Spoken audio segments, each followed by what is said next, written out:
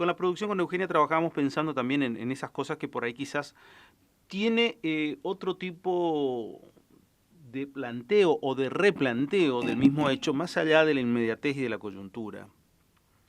Un caso que nos conmovió el 9 de septiembre y que parece que es lejísimo o cercano, depende cada uno siempre, es lo que ocurrió, lo que aconteció lo que aconteció en San Luis del Palmar, a 30 kilómetros de aquí esta capital. La noticia es ese 9 a la tarde, 10, disparador terrible. Encontraron un bebé recién nacido en un basural. Así nada más era la información, nadie se hacía cargo. Al poco tiempo nos enteramos que, bueno, a los días que el bebé estaba bien, en muy buen estado. Y además, después, nos fuimos enterando otros datos, que no se hallaba la madre, que no se hallaba ningún padre, que no había ningún tipo de encuentro o de alguien o de datos concretos como para dar cuenta de quién era el progenitor y quién era la progenitora. Y todo eso nos llevó a mirar, a decir, bueno, ¿qué puede pasar? Nadie puede tragar a la tierra en un pueblo. ¿Quién estaba embarazada? ¿Quién pudo llegar a parir o no? ¿Cómo se dieron todos los hechos? La noticia de esta semana fue que apareció una mujer. La primera noticia, el disparador fue, apareció una mujer que sería la madre. La información corroborada no es directamente en forma lineal que apareció la mujer, así como se la menciona. Lo que ocurrió fue lo siguiente: un hombre se presentó en un juzgado de menores para saber si era el padre o no de ese chico. ¿Por qué? Porque una mujer con la quien tenía una relación le había dicho, ese chico es tuyo. Entonces vino el padre y dijo, yo quiero hacerme un examen de ADN. Y en ese sentido, hilvanando un poco la historia, la justicia imputó por abandono de persona a esa mujer y la trajo a declarar. Bueno, a partir de esa historia sucinta de lo que ha ocurrido, 2 meses, es la vida de una persona, del bebé, pero también la vida de los padres, que de ese hombre que dice, si es mío, lo quiero reconocer, de esa mujer, que va a ser esa mujer, y además también de quienes hace 2 meses tienen la guarda provisoria de este bebé. ¿Por qué? Porque ellos no tenían condiciones como para tener un bebé y obviamente todo el amor y toda la expectativa que se centra en esta clase de situación. No entramos a pensar, entramos a decirnos, a hacernos las preguntas básicas. ¿El bebé recuerda algo de esto? ¿Recordará algo en su historia toda esta suerte de abandono y trauma de ni bien llegar a este mundo prácticamente quedar abandonado? El padre, ¿está bien que vaya a buscarlo? La madre que no se desaprensiva que lo dejó, ¿puede remediar lo que hizo? ¿Puede querer entablar nuevamente un vínculo? Y los otros padres, los padres que hoy lo tienen, ¿qué hace esas personas? Todas esas preguntas, decíamos, ¿quién nos puede llegar a orientar un poco en esto? Y por eso Eugenia nos contactó al doctor Enrique de Rosa, quien es psiquiatra, neurólogo, perito legista, sexólogo, conferencista, autor de Derecho a la Felicidad. ¿Cómo le va, Enrique? ¿Cómo está usted? Me permito tutearlo en esta mañana de domingo. ¿Cómo anda? ¿Qué tal? Buen día, ¿cómo le va? Bien, bien, bien, Enrique.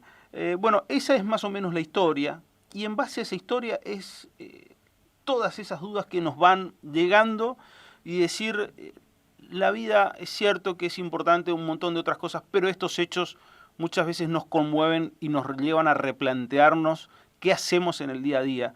¿Cómo se puede observar esto? ¿Cómo puede analizar rápidamente esto? Bueno, yo para hacerlo rápidamente tomaría lo que usted dijo, o no sé si me propuso tutearnos, si es el Sí, caso nos por tuteamos. favor, por favor. Mira, te diría lo siguiente, el tema creo que tomaría lo que la introducción que le diste a la entrevista, y tomaría por lo último. Creo que vivimos en una sociedad en la cual la noticia del momento, la coyuntura, es decir, hoy sería el tema del nuevo gobierno o Bolivia o algo, nos hace olvidar la vida de todos los días, ¿no? Y esa vida de todos los días transcurre, es finalmente la importante, porque es la que le toca a la gente de manera más directa. Y en esa vida de todos los días ocurren cosas extraordinarias y ocurren cosas de este tipo. En el capítulo, entonces, de las cosas de este tipo, en el cual un chico, un menor, un bebé se encuentra desprotegido, porque en definitiva nos interpela, nos plantea la cuestión si cómo los adultos no protegen a sus propios hijos, a los menores. Bueno, es uno de los temas centrales de la Argentina, en parte del mundo, pero en la Argentina en particular, que es la desprotección que gozan nuestros niños. Es decir, estamos muy preocupados a veces por otras formas de violencia, pero hay formas hasta de filicidio, es decir, de homicidio de menores por parte de sus padres, muy frecuentemente por parte de la madre, y eso no se le presta atención. Siguiente pregunta que planteabas ahí, ¿ese chico recuerda? A ver, no recuerda quizás los hechos, por la edad obviamente, los hechos cronológicos, porque la mente no está preparada para eso. Ahora, el ser humano y en general todos los mamíferos nos comportamos por algo que se llama apego primario. ¿Qué es el apego primario? Es esa sensación que tiene el bebé cuando va al pecho de la madre a succionar y tiene ese contacto que no es racional, sino que es instintivo, y cuando se lo retira de golpe, ese chico se pone a llorar. Bueno, esa ausencia de apego luego en la vida adulta es lo que nos da o no seguridad. Cuando un chico pierde esto porque ha sido desapegado, ha sido soltado, ha sido cortado ese apego, las secuencias traumáticas son diversas. Puede no acordarse del hecho, obviamente, pero sí lo que recuerda es esa ausencia de protección primaria, de la cual en la psicología experimental hay cantidad de elementos con chimpancés, por ejemplo, que se le quitaba a la madre y se le ponía una mamadera al lado, y al lado un alambre, pero cubierto con pelo de madre, y se iba a eso. Es decir, los seres vivos somos tan básicos como para eso. Y esos monitos que se los privaba de la madre y se los privaba también del alambre rodeado de pelo de otra mona, de otro mono, sufrían consecuencias psicológicas, cuanto más los seres humanos, ¿no? Sí, a ver, en ciertas cosas me quedé en el medio. Uno de los planteos que me hacía era, ¿existe el instinto materno en este caso? El instinto materno es una cuestión porque siempre a nosotros nos decían el instinto materno está por sobre todo, pero la madre fue la que lo dejó. La madre apareció no porque ella dijo arrepentirse, sino porque apareció el padre y dijo, esa mujer dijo que era mi hijo y ella estaba embarazada. Y esa mujer cuando fue a la justicia le dijo, ¿qué quiere hacer? No dijo absolutamente nada si quiere volver a tener contacto con la madre. ¿Qué hago con todo eso? A ver, y está bien, yo no lo había pensado, son interesantes los diálogos, ¿no? Porque permiten pulir el pensamiento. Si uno se dedicara a decir si sí o si no, en estos casos debería decir no existe, en otros casos sí existe. Vale, el instinto materno o el altruismo, por así, pues vamos a ponerlo así, ¿el altruismo existe? Sí. Hay gente que lo ejerce, sí, y mucha otra gente que no lo ejerce. Entonces, el instinto materno como tal, como especie, existe en los mamíferos, y pongo esto para que la gente nos entienda porque es muy cercano el comportamiento animal al humano. Sí existe el instinto de protección de la hembra, de la madre, pero digamos de la hembra en sentido animal, a sus crías. Eso está claro, no hay duda. Ahora, hay algunas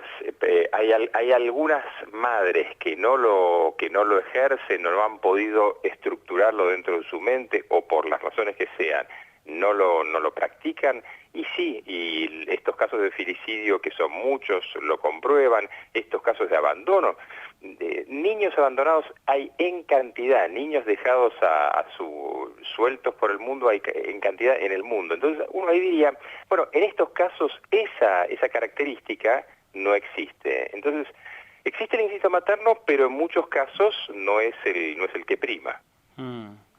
Y lo otro, en esa suerte del instinto materno, ¿qué puede pasar por la cabeza de una mujer de abandonar la criatura? Y si aplicamos lo que yo dije antes, si obviamente no prima, es decir, no está por encima de otras cosas. El instinto materno sería aquel que es una madre, que las que nos escucharán dirían, no, pero por mi hijo yo soy capaz de matar. Es decir, que antepone todo, inclusive su libertad, inclusive la ley y demás, a la protección de su cría, y eso es lo básico, es decir, es la mujer que literalmente, y en el reino animal así pasa, literalmente pone en riesgo su vida porque prioriza la vida de sus hijos. ¿qué puede pasar? Y que al no ejercerlo, lo que prima son sus intereses.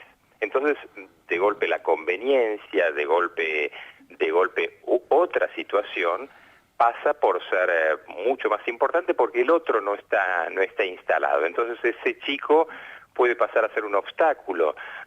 Yo no me quiero meter en el tema del aborto sí, aborto no, pero evidentemente es un tema que es transversal a una cantidad de situaciones en la cual es el otro que importa, es el otro que es mi propio hijo que importa, o importa más lo mío. Si importa más lo mío, obviamente todo lo demás es secundario. A ver, y lo otro que quería preguntarle, porque esto me replanteé mucho, cuando la justicia entra a analizar la posibilidad del delito de abandono de persona, es una cuestión técnica, jurídica, pero ¿sirve, no sirve condenar a una mujer por esto? ¿Sirve, no sirve? Porque también se dice muchas veces, la madre siempre es la madre. ¿Cómo lo mira? ¿Cómo lo ve? A ver, a la última, yo te diría que la madre siempre es la madre, es como si yo dijese, bueno, el padre siempre es el protector del hogar, y a veces el padre es el violador, el abusador, obviamente en muchos casos el golpeador, y cuando no el asesino de su familia. Así que digamos, los lemas, los aforismos, mucho no sirven en una sociedad que está fracturada, y mucho más en una sociedad como la nuestra que está absolutamente fracturada. Segunda pregunta, sí o sí, pero fue la primera. En realidad, ¿sirve el tema del castigo, la cárcel y demás? En realidad sirve para el aspecto vindicativo de la ley, es decir, la venganza. Ahora, a nivel social, ¿nos sirve eso? La verdad no mucho. Esa mujer no va a aprender, porque la expectativa sería que la culpa la hiciera incorporar eso. Ahora, hay una serie de estructuras psíquicas que no sienten culpa nunca en su vida, y entonces la cárcel no solamente no va a servir de eso, sino va a servir para victimizarla más. En realidad lo que nos impone en nuestras sociedades actuales es dejar los viejos sistemas judiciales. Yo veo, por ejemplo, mucho hablar de temas de comportamiento humano a abogados y jueces y juristas y demás, cuando en realidad es un tema que pasa más por temas que hacen justamente a eso, a cómo funciona nuestro cerebro, cómo es el comportamiento humano, y en definitiva cómo reinsertamos o no a esa gente. Un tema, por ejemplo, que hoy se está dando mucho en el tema de los abusadores, el caso que tuvimos acá en Buenos Aires del médico del Garrahan que coleccionaba pornografía infantil. La idea de la cárcel en algún momento se termina, y ¿qué hacemos luego con esas personas? Es un dilema que hay que replantear el paradigma. Y los padres adoptivos, aquellos que entran en incertidumbre, digo, que le están dando todo su afecto, su corazón, que por lo que uno pudo averiguar, el chico está en óptimas condiciones y están todo el día con esta criatura, ya llevan 2 meses. ¿Qué hace? ¿Se replantean también qué hacer, qué no hacer?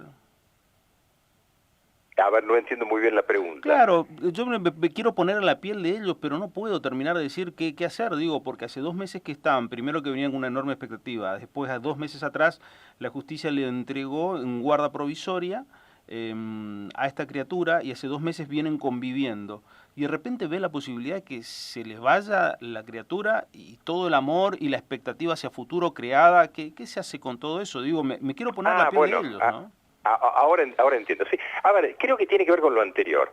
En realidad parte de entenderlo desde una perspectiva legal es un poco mirar por la cerradura y tratar de entender qué pasa dentro de una habitación.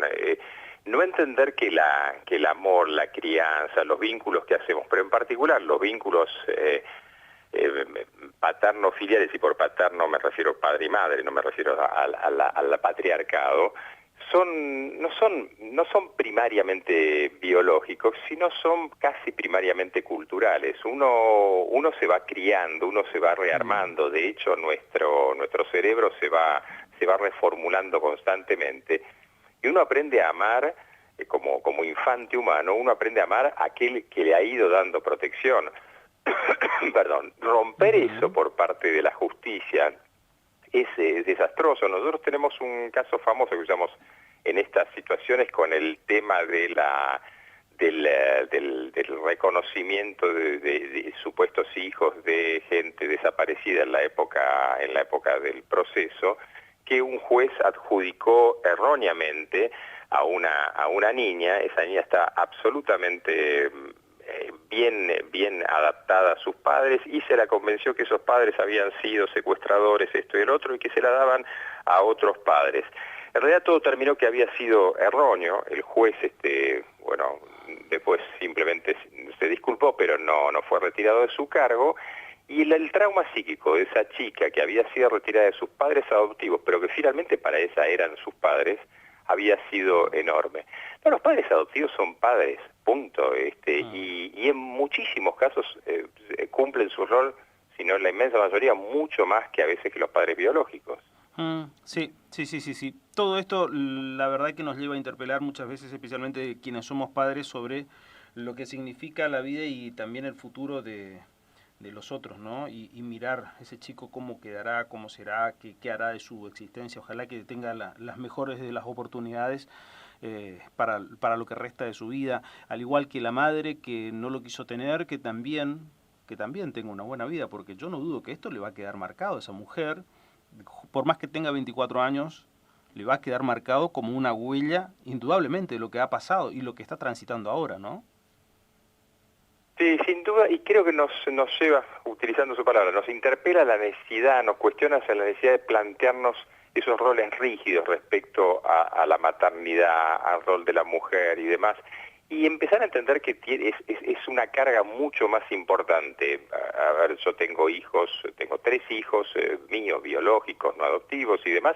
Sin embargo, entiendo que es un vínculo que uno, y son grandes, entiendo que es un vínculo que uno inevitablemente tiene que trabajar día a día. Si uno no acepta esta carga tan agradable de ser padre, inevitablemente no ha entendido de qué se trata la paternidad, la maternidad. No es una cuestión que uno pare hijos al mundo y después ya está, tiene un certificado de posesión. Es algo mucho más complejo, en el que ha introducido a la vida a seres que luego van a tener que desempeñarse en ella, y uno los va a tener que proteger. Entonces, en una de esas, para mucha gente esto es una carga muy grande, y para lo cual, a ver, los podemos demonizar, pero que no están preparados porque no han podido hacer su propio desarrollo psíquico, y es muy complicado. Enrique, le agradezco mucho estos minutos, ha sido un gusto poder escucharlo. Gracias. El mío, que tenga muy buen domingo. Igualmente, gracias. Enrique da Rosa dándonos una visión sobre este hecho que no deja de ser un hecho que impacta, que convoca y que nos preocupa absolutamente a todos.